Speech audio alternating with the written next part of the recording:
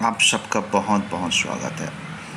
अनंत ऊर्जा, असीमित ऊर्जा, परम प्रमाणित ऊर्जा, शाश्वत सत्य के चैनल पे। अनंत ऊर्जा जिसके अधीन सभी चीज़ है, जिसके अधीन हर एक ब्रह्मांड की वस्तु है, जिसकी साधना करके इस दुनिया से हर चीज़ आप ले सकते हैं, इस दुनिया का हर चीज़ को पा सकते हैं। अगर मैं आपको कहूँ कि इस पूरे ब्रह्मांड अनंत छोर में हर चीज़ आ जाता है, हर चीज़ इसी के अंदर समाहित है।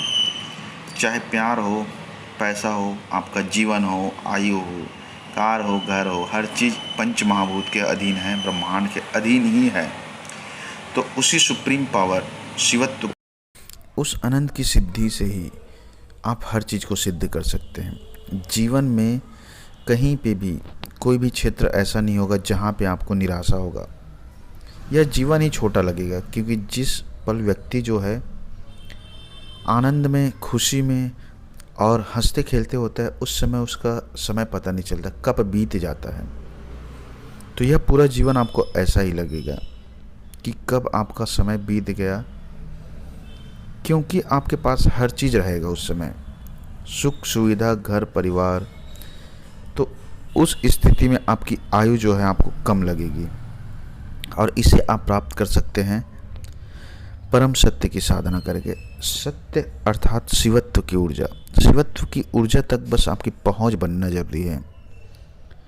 पहुंच बनने के लिए आपको किसी भी तरह से बाहर से कोई लड़ाई झगड़ा या फिर बाहर से किसी भी प्रकार से साधना क्रिया नहीं करना है, भीतरी आयाम में करना है। भीतर में ही युद्ध है, भीतर में ही लड़ाई झगड़ा है, समझ लीजिए। मन, विचार, भाव, कल्पना, काम, वासना, क्रोध, अहंकार, मद मत्सर, इन सबको हराने के बाद आप जब सत्य तक पहुंच जाएंगे, शिवत्व की ऊर्जा तक आपकी पहुंच बन जाएगी, उसके बाद आपके अंदर होगा एक बहुत ही चमत्कारिक आविर्भाव और उसके बाद होगा हर एक वस्तु, हर एक चीज़ पे आपका नियंत्रण। जिस अवस्था में भगवान बुद्ध, भगवान कृष्ण, भगवान राम पहुँचे थे, उस अवस्था को भी आप छू सकते हैं। वही अवस्था है परम सत्य की अवस्था, शिवत्व की अवस्था, उस ऊर्जा को छूने की अवस्था, जहाँ पे हर एक कण कण तक आपकी पहुँच बन जाएगी। शिवत्व की बुद्धिमानी, शिवत्व की जो चेतना चल रही, उस चेतना तक आपकी पहुँच बन जाएगी और उस ऊर्जा को आप छू लेंगे। शिव की शक्ति उन्हीं लोगों को मिलता है मित्रों जो शिव के मार्ग पे चलता है। तो इसके लिए साधना भी करना जरूरी। साधना का अर्थ यह है कि आपको कहीं बाहर नहीं जाना है, गृहस्थ जीवन में ही रहना। चाहे राम हो, चाहे कृष्ण हो, चाहे शिव हो, हर कोई गृहस्थ जीवन को अपनाया था। गृहस्थ में रहकर ही आपको सत्य का पालन करना है, शिव की ऊर्जा का साधना करना है। गृहस्थ में ही रहकर सांसारिक जिम्मेदारी को ही आपको भोगना है। अगर मैं आपको बताऊं कि सबसे बड़ा त्यागी और सबसे बड़ा सिद्ध पुरुष गृहस्थ ही होते हैं, तो यही सत्य है।